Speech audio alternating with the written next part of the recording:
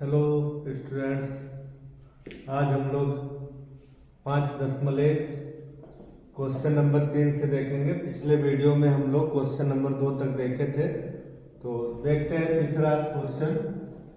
Question number 3 दिया, निम्नलिखित स्थितियों में से किन स्थितियों में संबद्ध संख्याओं की सूची एपी है और क्यों।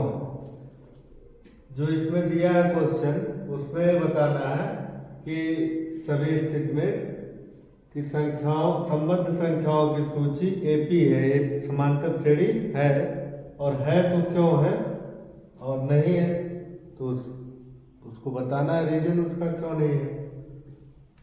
तो देखते हैं, पहला क्वेश्चन दिया है, प्रत्येक किलोमीटर के बाद का टैक्सी का किराया जबकि प्रथम किलोमीटर के लिए किराया 15 रुपये है और प्रत्येक अतिरिक्त किलोमीटर के लिए किराया 8 रुपये है। यानी कि इसमें दिया है कि अगर 1 किलोमीटर पर अगर हम टैक्सी से कहीं जाते हैं तो पहले 1 किलोमीटर का किराया 15 रुपये है।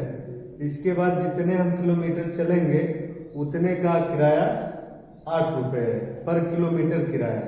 मान लीजिए हम चलते हैं 2 किलोमीटर, तो पहले किलोमीटर का किराया 15 रुपये है, दूसरे किलोमीटर का किराया हो गया 8 रुपये, यानी 23 रुपये से। तो अगर 3 किलोमीटर चलते हैं तो 8 और 8 2 अतिरिक्त किलोमीटर चल रहे हैं तो 16 रुपये और 15 रुपये पहले किलोमीटर का, यानी कि 31 रुपये देना पड़ेगा। तो पहले वैसे हम श्रेणी बनाते हैं, तो लिखेंगे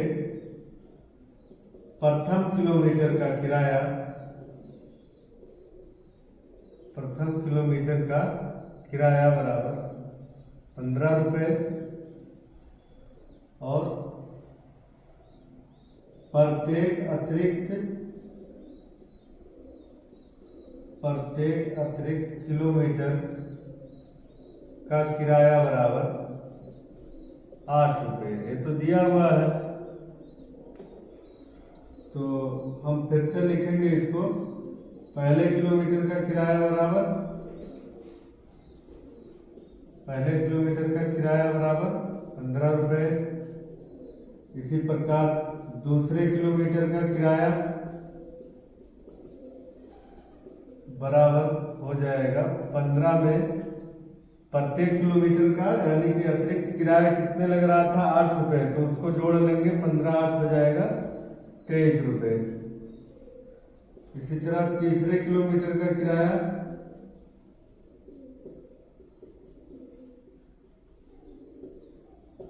तो पहले किलोमीटर का 15 था, या ऐसे भी देख सकते हैं कि 23 है दूसरे 2 किलोमीटर का किराया, नहीं तो हम ऐसे भी लिख सकते हैं 15 धन 2 गुणे 8, यानी 15 धन 16 बराबर हो जाएगा 31 रुपये, क्योंकि 2 किलोमीटर एक्स्ट्रा चले हैं तो 2 गुणे 8 होगा, 2 8 16 हो जाएगा 31 रुपये। इसी तरह चौथे किलोमीटर का किराया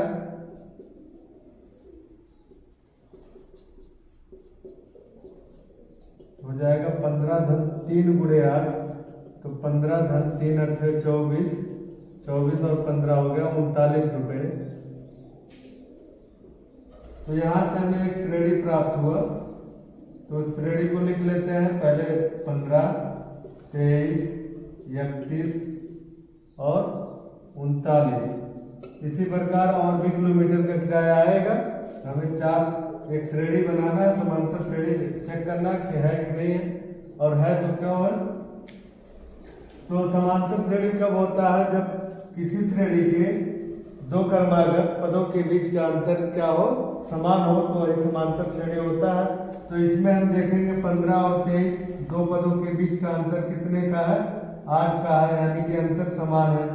इन दोनों के बीच का अंतर देखें, 23 में 31 कितना जोड़ने पे 8 जोड़ने पे, इसमें भी अंतर कितने का 8 का, यहाँ भी अंतर 8 का। तो लिख देंगे समांतर श्रेणी है क्योंकि सर्वांतर समान, सर्वांतर जब समान होगा तो समांतर श्रेणी होगा।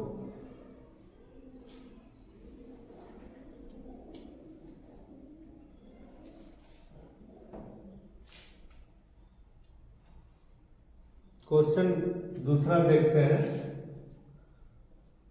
किसी बेलन में उपस्थित हवा की मात्रा जबकि वायु निकालने वाले पंप प्रत्येक बार बेलन की शेष हवा का 1/4 भाग बाहर निकाल देता है। यानी कि इसमें भी वही करना है कि सूची जो दिया हुआ है वो जो इससे सूची बनेगा वो समांतर श्रेणी है या नहीं।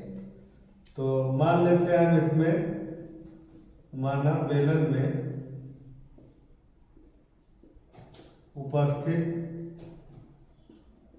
हवा की मात्रा बराबर V मान लेते हैं, वॉल्यूम मीन्स आयतन। तो इसलिए इसको हवा की मात्रा कितना मान लिए, V।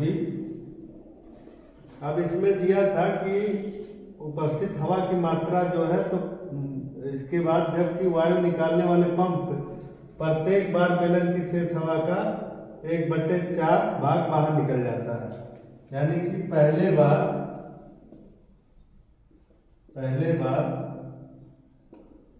पंप मारने के बाद हवा की मात्रा कितनी बचेगी वही निकालना है। तो जितना था बेलन में उपस्थित हवा की मात्रा, उसका 1/4 भाग बाहर निकल जाता है। 1/4 मतलब V दिया है तो V का 1/4। इसको घटा लेंगे हम, इसको नीचे का गुणा हो जाएगा, 1 का 4 में 4 हो जाएगा, 4 का V में 4V और 1 का V में V हो जाएगा। 4 minus V, 4V minus 1V तो 3V/4 हो जाएगा। तो पहले बार पंप मारने के बाद हवा की मात्रा कितनी बचेगी, 3V/4। इसी तरह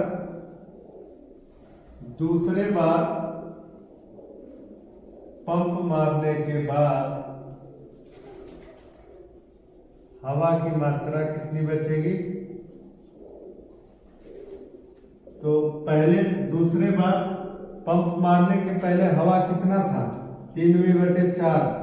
अब इसका हम 3V/4 का 1/4 भाग निकल जाता है, यानी कि 1/4 से इसमें गुणा कर लेंगे।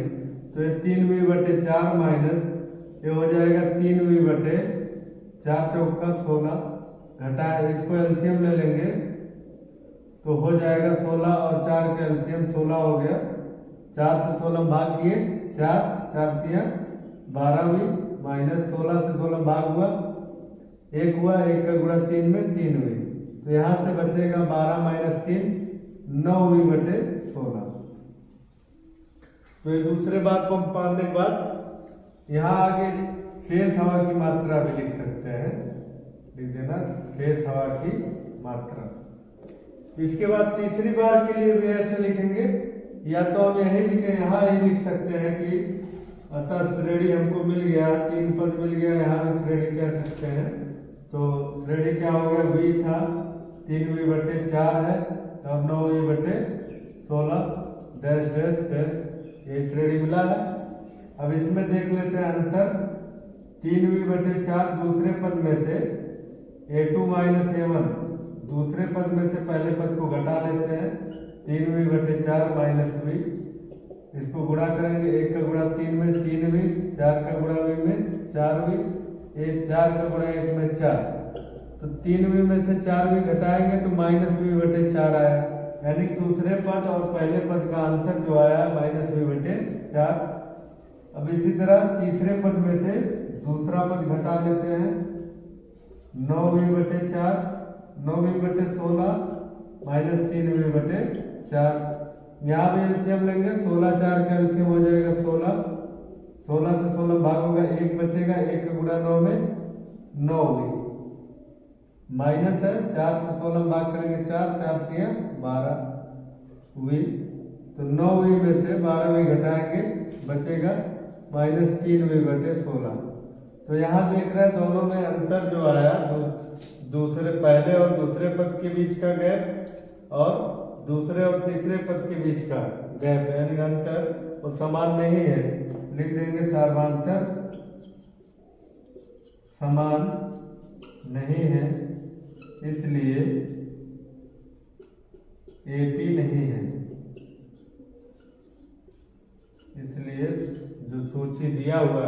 एपी नहीं है।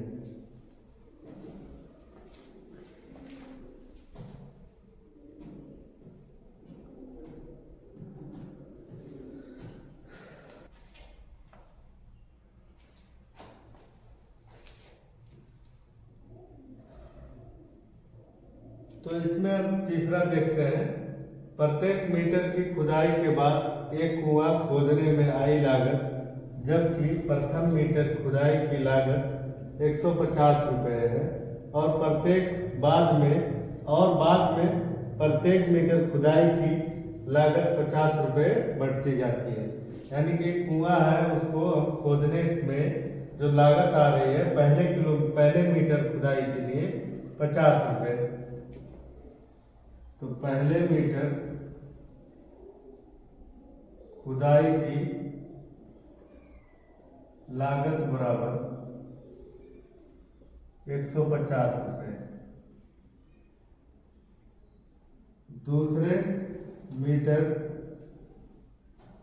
खुदाई की लागत बराबर, यहाँ दिया हुआ है कि बाद में प्रत्येक मीटर खुदाई, इसके बाद जितने मीटर हम खोदेंगे वो हर मीटर का 50 रुपये बढ़ते जाएगा। यानी दूसरे मीटर के लिए हो जाएगा 150 में 50 जोड़ेंगे 200 रुपये। इसी तरह तीसरे मीटर खुदाई की लागत बराबर हो जाएगा 150 में 2 गुणे 50 कर देंगे, क्योंकि 2 मीटर एक्स्ट्रा खोदा गया। तो 150 में 2 गुणे 50 हो गया 100, तो हो गया 250 रुपये।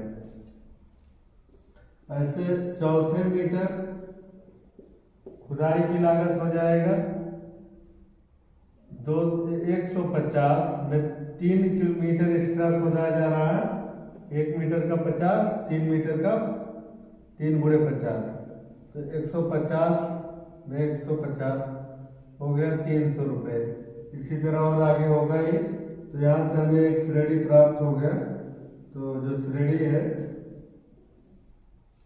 श्रेणी मिला है 150, 200, 250, 300 डैश डैश।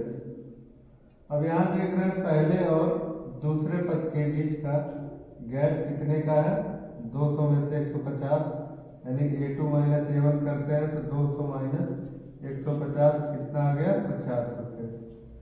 यहाँ A3 माइनस A2 करेंगे तो आएगा 250 माइनस 200, तो ये भी कितना आ गया 50। ऐसे A4 माइनस A3 करेंगे तो 300 माइनस 250 बराबर कितना हो गया 50। तो यहाँ क्या हो गया, सर्वांतर क्या है, यहाँ सर्वांतर नहीं, ऐसे लिखेंगे अंतर समान नहीं है, अंतर समान है, अंतर समान है, इसलिए एपी है।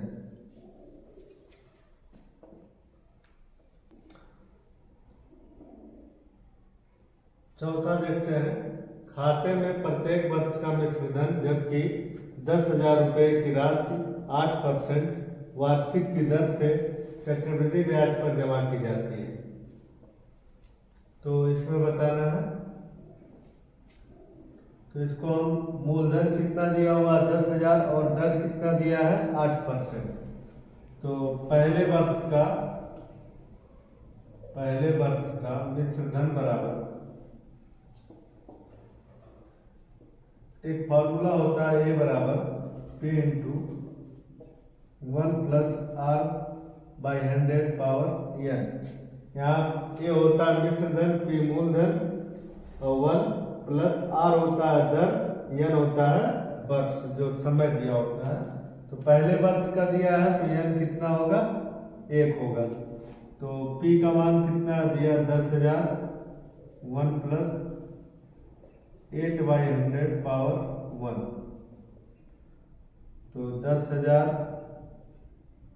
यहाँ क्या करेंगे हम, तिरछा गुणा हो जाएगा, 100 का गुणा 1 में 100 धन 8 बटे में हो गया 100, तो हो गया 10,000 गुणे 100 में 8 जोड़ेंगे 108 बटे में हो गया 100। 2 जीरो से 2 जीरो कैंसिल हो गया, तो यहाँ पे 100 का गुणा करेंगे 108 में तो हो जाएगा 10,080 रुपये। 10,080 रुपये हो जाएगा। 100 का गुणा करने पे कितना हो जाएगा? 10,080 नहीं होगा तो हो जाएगा 10,800 रुपये हो जाएगा। तो पहले वर्ष का मिश्रधन हो जाएगा 10,800 रुपये। अब दूसरे वर्ष का मिश्रधन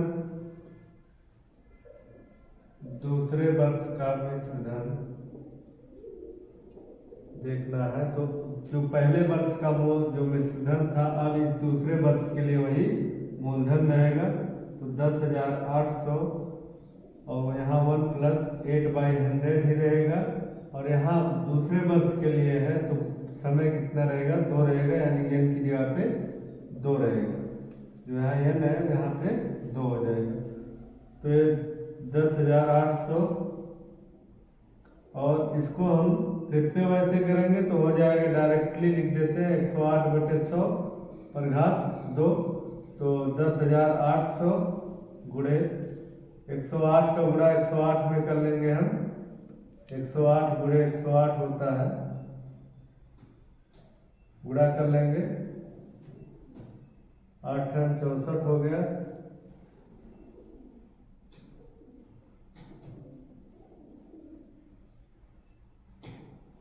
11,664 और बटे में हो गया 100 का वर्ग 10,000। तो 2 जीरो से 2 जीरो कैंसिल हो गया और 100 से अगर हम इसमें भाग कर दें तो हो जाएगा 1.08 गुणे 11,664।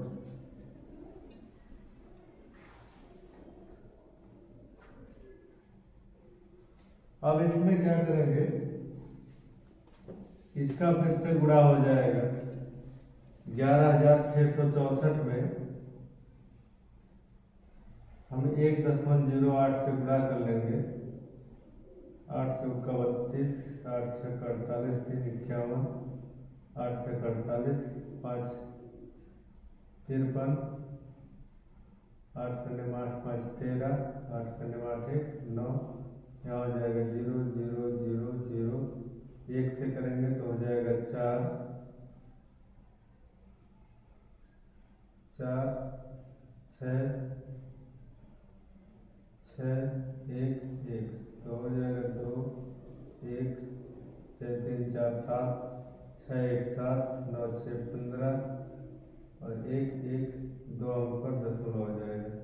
तो यहाँ से आ जाएगा 11,577। 11,577.12 ये आ जाएगा। इसी तरह तीसरे वर्ष का मिश्रधन निकाल सकते हैं।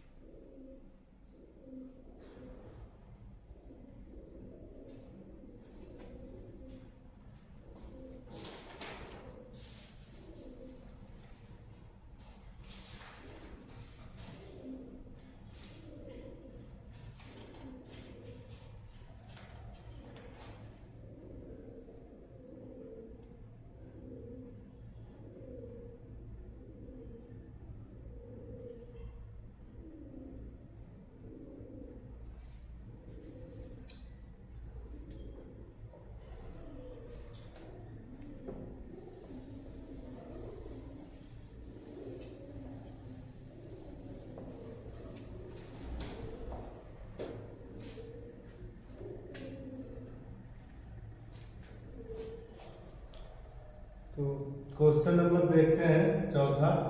खाते में प्रत्येक वर्ष का मिश्रधन जबकि 10,000 रुपये की राशि 8% वार्षिक की दर से पहले वर्ष का मिश्रधन चक्रवृद्धि ब्याज पर जमा की जाती है। तो इसमें मूलधन दिया है 10,000 और राशि दिया है 8%। तो एक फार्मूला होता है अगर मिश्रधन निकालने के लिए कि मूलधन गुणे 1 प्लस R/100। पावर क्या होता है? n होता है समय, R होता है दर, P होता है मूलधन, A होता है मिश्रधन। तो पहले वर्ष का मिश्रधन के लिए हम यही फार्मूला रख कर लेंगे। P कितना दिया है? 10,000 और 1 प्लस R का मान दिया 8 दिया है बटे 100 और n का मान कितना रहेगा? 1। इसको तिरछा गुणा अगर हम कर लेते हैं, 100 का गुणा 1 में 100 हो जाएगा, 1 का गुणा 8 में 8, तो 100 में 8 जोड़ेंगे हो जाएगा 108 बटे में 100। 2 जीरो से 2 जीरो कट गया, यहाँ 100 से गुणा करेंगे तो हो जाएगा 10,800 रुपये। तो पहले वर्ष का मिश्रधन हो जाएगा 10,800 रुपये। इसी तरह निकालेंगे दूसरे वर्ष का मिश्रधन। तो दूसरे वर्ष के लिए भी मूलधन वही रहेगा 10,000, 1 प्लस 8/100। अब की बार n का मान दूसरे वर्ष के लिए निकालना है तो हो जाएगा 2 हो जाएगा। फिर से तिरछा गुणा करेंगे तो पिछले में किए थे, आया था 108, तो वही हो जाएगा 10,000 गुणे 108 गुणे 108 का स्क्वायर या 108 बटे 100 का होल स्क्वायर हो गया। 10,000 गुणे ये आता है 108 गुणे 108 आएगा 11,664 बटे में 10,000। तो इससे 10,000 से 10,000 कट जाएगा, यहाँ आ जाएगा 11,664 रुपये। इसी तरह तीसरे वर्ष का मिश्रधन निकालेंगे। तीसरे वर्ष के लिए 10,000 गुणे 1 प्लस 8/100 पावर की बार हो जाएगा पावर 3। यहाँ 1 के नीचे कुछ नहीं है तो 1 लिख देंगे, तो हो जाएगा 10,000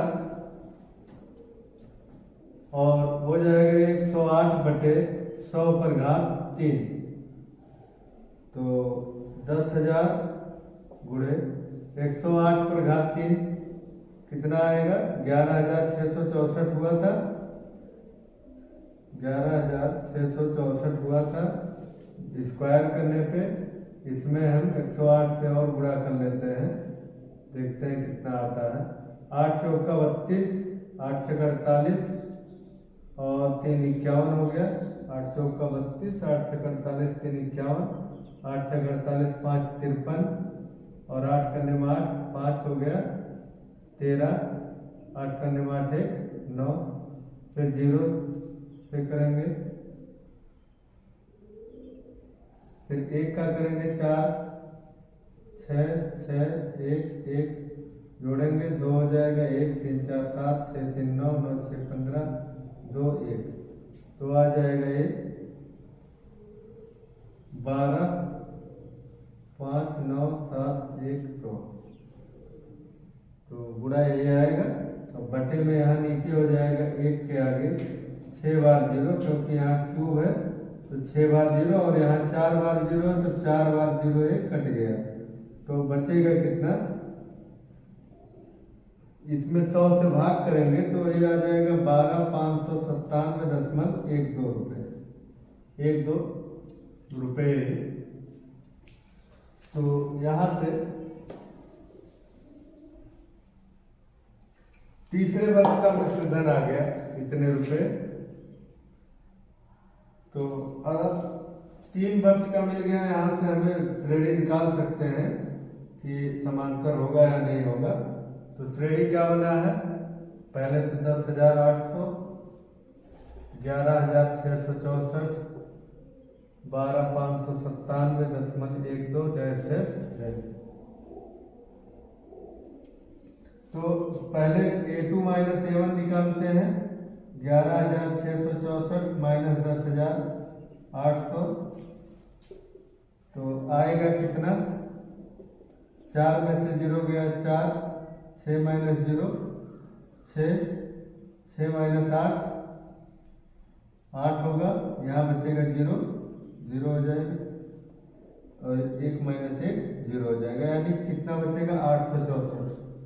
इसी तरह A3 माइनस A2 निकालते हैं। 12,597.12 माइनस 11,664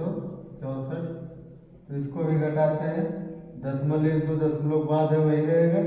7 - 4 3 होगा, 9 - 6 3 होगा, अब 5 - 6 15 में से 6 गया, 9 बचेगा, 1 - 1 यानी कि 0 हो जाएगा। तो 933.12 इतने रुपए। तो यहाँ देख रहे हैं पहले और दूसरे पद के बीच का अंतर 864 है और दूसरे और तीसरे पद के बीच का अंतर 933 है, यानी कि अंतर समान नहीं है, इसलिए एपी नहीं है, इसलिए एपी नहीं है।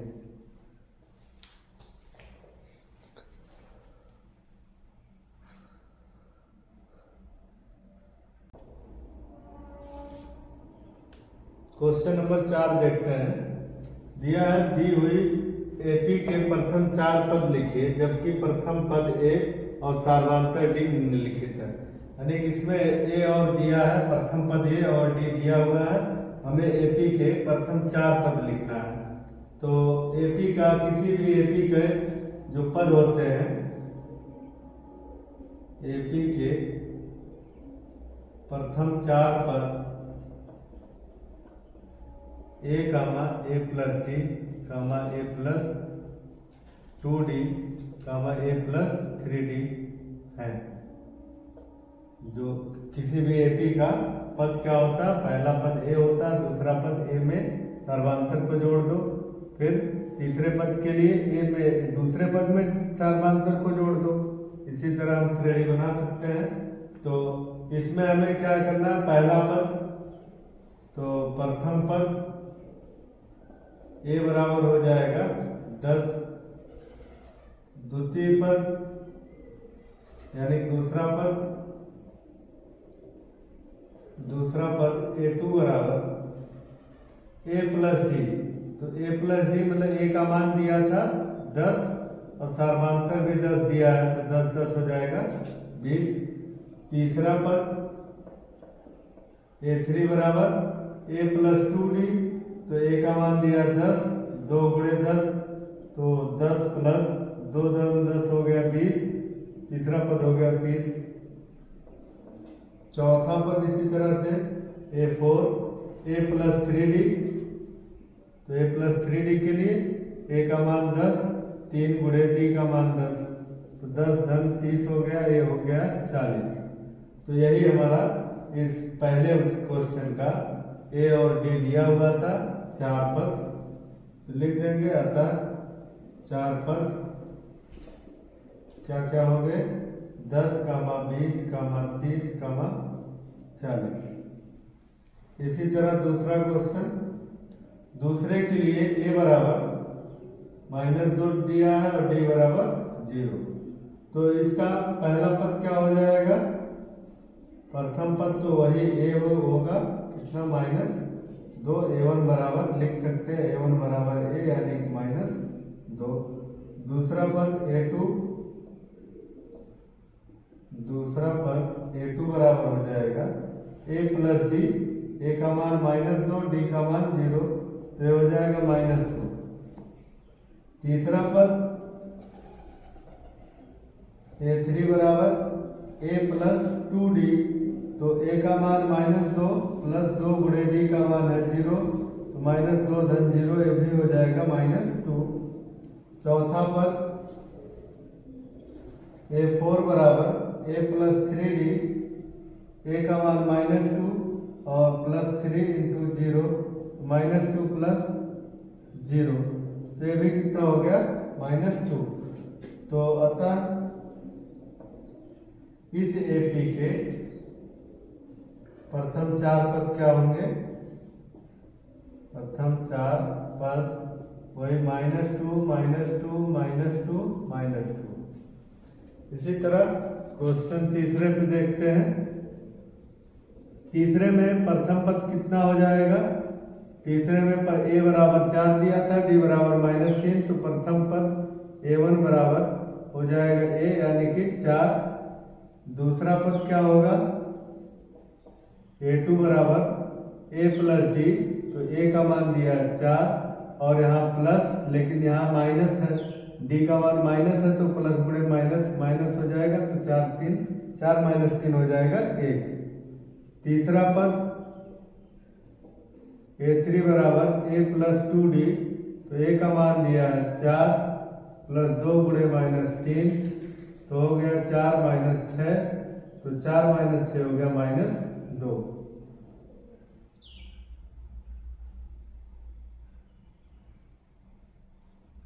चौथा पद दिया है a4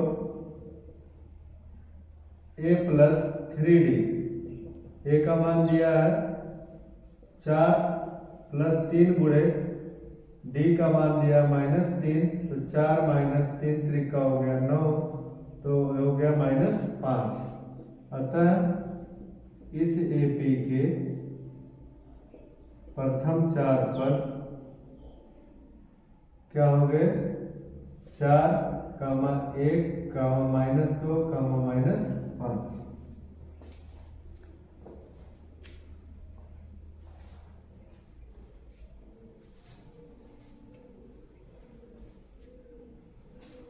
तो चौथा और पांचवा क्वेश्चन देखते हैं।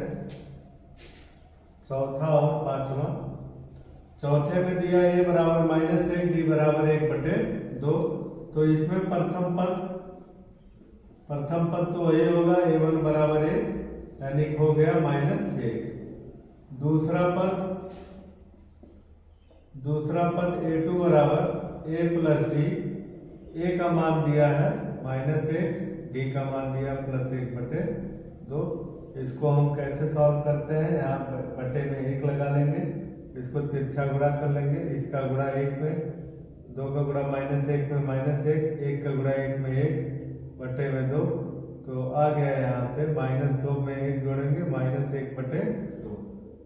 तीसरा पद इसी तरह से निकालेंगे, तो तीसरा पद हम ऐसे निकाल देते हैं तो थोड़ा और बढ़िया पड़ेगा। पिछले वीडियो में हम बताए थे क्वेश्चन नंबर 1 में 2 में कि a3 निकालना है, तो हम इस तरह से भी लिख सकते हैं कि a2 में d जोड़ दें, तो इस तरह से लिखने छोटा थोड़ा हो जाएगा। इसलिए a2 का मान कितना दिया था -1/2, और d का मान दिया +1/2, -1/2 +1/2 कितना हो जाएगा 0।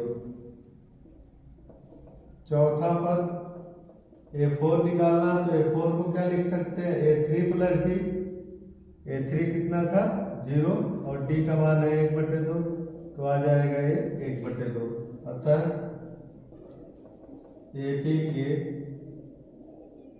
प्रथम 4 पद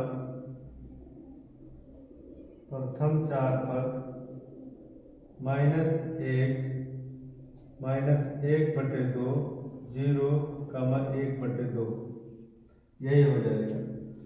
और पांचवा क्वेश्चन, पांचवा में दिया है a का मान, यानी प्रथम पद a1 बराबर ही a होगा -1.25। दूसरा पद हो जाएगा a2 बराबर a प्लस d, a का मान दिया -1.25, यहाँ प्लस होता है बीच में, लेकिन d का मान माइनस दिया है, इस वजह से यहाँ भी माइनस हो जाएगा 0.25। दोनों संख्या ऋणात्मक है, इसलिए दोनों को जोड़ करके चिन्ह माइनस का लगा दिया जाएगा। 5 में 5 जोड़ेंगे 0 हो जाएगा, 2 में 2 जोड़ेंगे 4, 1 हासिल था 5 हो गया, और 1 दशमलव लगेगा 1 हो जाएगा। इसी तरह तीसरा पद a3 बराबर वैसे ही लिखो a2 प्लस d, a2 का मान -1.50 और प्लस, लेकिन चिन्ह फिर से वही, d का मान माइनस में तो 0.25, तो फिर से वही जोड़ लेना है दोनों को, और चिन्ह माइनस का रहेगा तो आएगा -1.75। चौथा पद a4 बराबर a3 प्लस d, तो a3 का मान -1.75, d का मान माइनस प्लस है लेकिन माइनस हो जाएगा ये, क्योंकि d का मान माइनस है, तो ये आ जाएगा -2.00। तो यहाँ से हो जाएगा। अतः एपी के प्रथम 4 पद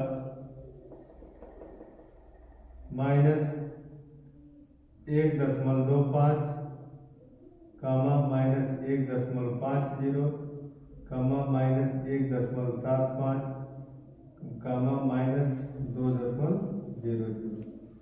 तो ये क्वेश्चन नंबर 4 कंप्लीट हो गया।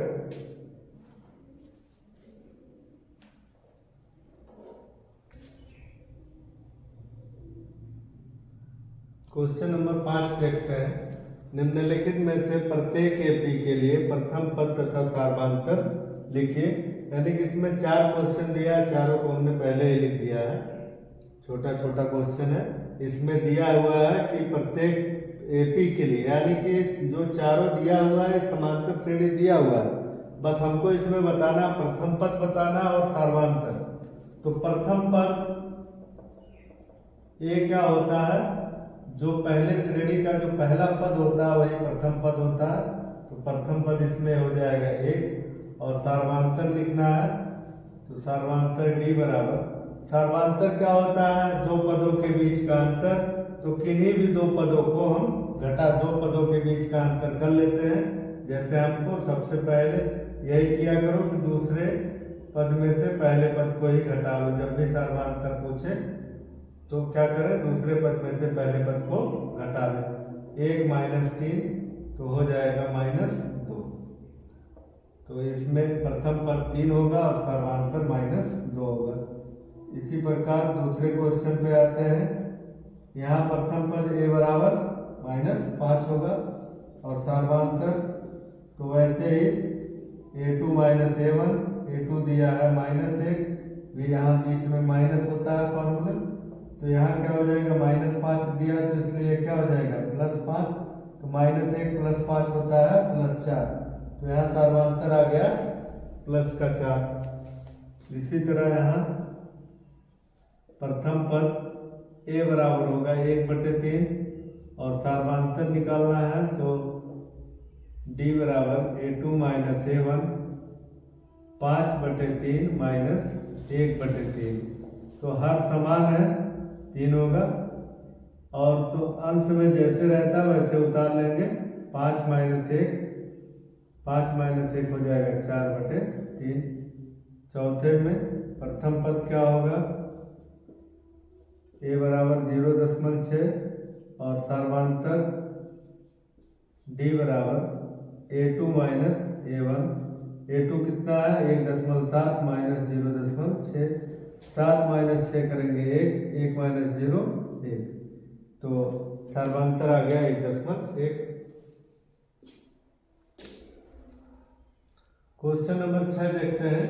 लिखा जांच कीजिए अनुक्रम 13, 10, 7, 4 समांतर श्रेणी है या नहीं है। तो इसमें हमें जांच करना समांतर श्रेणी है कि नहीं है। तो जांच करने के लिए पहले क्वेश्चन इसके पहले आ चुका है इस टाइप का। तो इसमें हम क्या कर लेंगे, a2 - a1 निकाल लेते हैं, पहले दो पदों के बीच का अंतर। तो a2 - a1 आ गया 10 - 13 होगा, आएगा -3। फिर a3 - a2 निकालेंगे, दूसरे और तीसरे पद के बीच का अंतर। तो 7 - 10 होगा -3। और इसी तरह a4 - a3 यानी 4 - 7, ये भी कितना हो जाएगा -3। तो लिख देंगे इस श्रेणी में सभी पदों के बीच अंतर समान है, इसलिए समांतर श्रेणी है। सभी क्रमागत पदों के बीच का अंतर समान है, इसलिए समांतर श्रेणी है। क्वेश्चन नंबर 7 देखते हैं। दिया समांतर श्रेणी लिखिए जिसका प्रथम पद 5 है। प्रथम पद a बराबर 5 और सार्वधातुक d बराबर -3। तो समांतर श्रेणी हम मान लिए कि a comma a + d comma a + 2d comma a + 3d। ये हमारा व्यापक समांतर श्रेणी का व्यापक रूप होता है। तो इसमें हम पहले निकाल लेते हैं कोई समांतर श्रेणी है, पहला पद ये है, दूसरा पद, तीसरा पद, तो इस तरह से हम A1 निकाल लेते हैं, या इसको हम